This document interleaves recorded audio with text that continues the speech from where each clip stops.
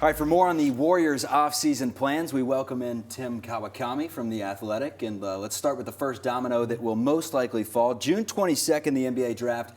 We are expecting things to move a little quicker than that.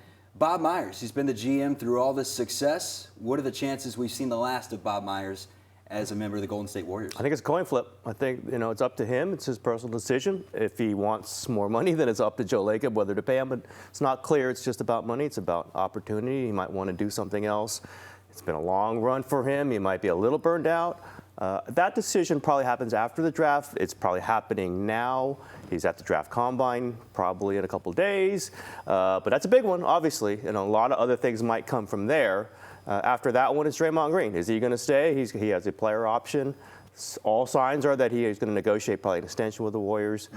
I think the Bob Myers thing kind of will set the tone, though, because if he's going, then who's making the decisions? Like, who are they negotiating with? Who's going to decide what to do with Draymond Green, with Jordan Poole, with a lot of these other things? So I think Myers comes first, and we really don't know because I don't think he knows right now. I'm giving you the GM tag right now. What's the biggest decision you're making, and is it a decision or is it decisions? Are they blowing this thing up? I think several decisions. They're not going to blow it up. I think all signs are that they're going to try to keep it. You got Steph Curry going well, right? They did not have a great season. There are a lot of reasons for that. The team that was good enough to win Game 7 in Sacramento is probably good enough to compete next season if you put other pieces together with that. What do they do with Jordan Poole? He's got the big contract kicking in next season, but he can't be traded. Maybe even Jonathan Kuminga. I think they'd want to keep Jonathan Kuminga, but we saw how many significant minutes he got in the Lakers. 0. Maybe Steve Kerr trusts him a little bit more next season. They've got some things.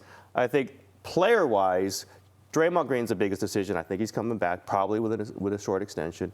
And then what they do with Jordan Poole. Can they get better if they move Jordan Poole, or do they just hope he gets better? Those are very big decisions.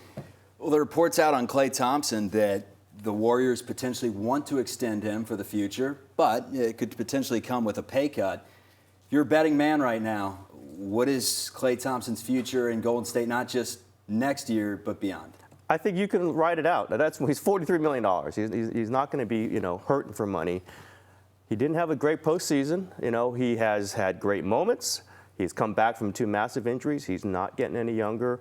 They certainly have rewarded him for this. That one, I don't think you have to do anything. What do they do with Jordan Poole if they do look to ship him? Are they bringing in a potential big, a wing player? What's the biggest specific need that you think the Warriors need to address? They need another guard. They need somebody who can create shots. He can't create shots, but like you talk about the three, he's just not a consistent three-point shooter. Tougher, maybe a slightly bigger guard. They could use a wing. If you could package Poole together with Kuminga, can you get a great wing? That's possible. We got, have to take a look at the market. Got to take a look at the contracts. I don't think he's untradeable. You get a lot of fans saying he's untradeable. 4 years, $123 million. Now, part of that deal was the Warriors thinking they could trade him if they needed to down the road. They've done this before. I think they can get something, but I would say you would need a guard then. You'd have to figure out, because they're probably going to lose Dante DiVincenzo to free agency because they can't pay him. They're in this new world where these high tax paying teams cannot pay their own guys for raises. It's going to be very interesting.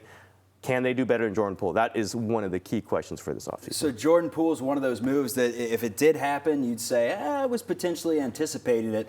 What's a move that you are anticipating that, maybe the rest of Dub Nation doesn't think is going to happen right now? Tough to say. Let's see what they do with Kuminga. I think they're going to be attractive to players on cheap contracts. That's all they can sign them to. We've seen it happen with DiVincenzo this season, Otto Porter the year before that. There's some other guys.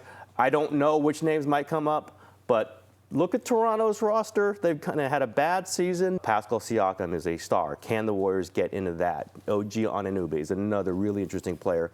Not saying the Warriors can't get them, but when things start moving around and they can put Jordan Poole in the mix and maybe Jonathan Kuminga, I'm not predicting anything. I'm saying those kind of those rosters seem to match for a trade. Like, Toronto has a lot of guys the Warriors could use. The Warriors might have a guy or two that Toronto can use.